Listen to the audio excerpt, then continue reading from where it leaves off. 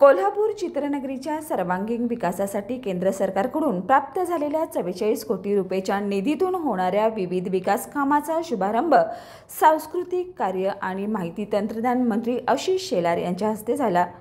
यावेळी आमदार डॉक्टर राहुल आवाडे यांची प्रमुख उपस्थिती होती। या कार्यक्रमात चित्रनगरीमध्ये नव्याने उभारण्यात आलेल्या विविध चित्रकरण लोकेशनचं उद्घाटन करण्यात आलं।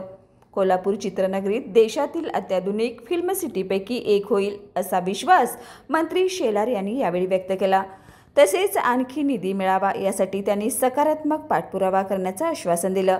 या प्रसंगी पालकमंत्री प्रकाश आंबेडकर, खासदार धनंजय महाडिक, आमदार अमल महाडिक, भाजपचे प्रदेश सचिव महेश जाधव, महानगर जिल्हाध्यक्ष विजय जाधव, जैन अल्पसंख्याक महामंडळाचे अध्यक्ष ललित गांधी, प्रसिद्ध अभिनेते सागर तळाशीकर, संजय मोहिते, भरत दैनी, नितीन कुलकर्णी, आनंद काळे, निर्मिती व्यवस्थापक मिलिंद अष्टेकर, चित्रपट महामंडळाचे माजी उपाध्यक्ष धनाजी यमकर यांच्यासह चित्रपट सृष्टीतील तंत्रज्ञ, कलाकार आणि नागरिक मोठ्या संख्येने उपस्थित होते।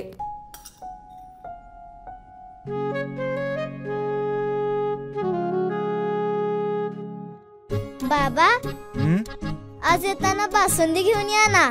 अगं, कालच आपण आईचा वाढदिवस होता म्हणून आणली होती ना। ऐकलं, गोकुळची बासुंदी पुन्हा खावीशी वाटतेय। खरं सांगू, मलाही खावीशी वाटतेय।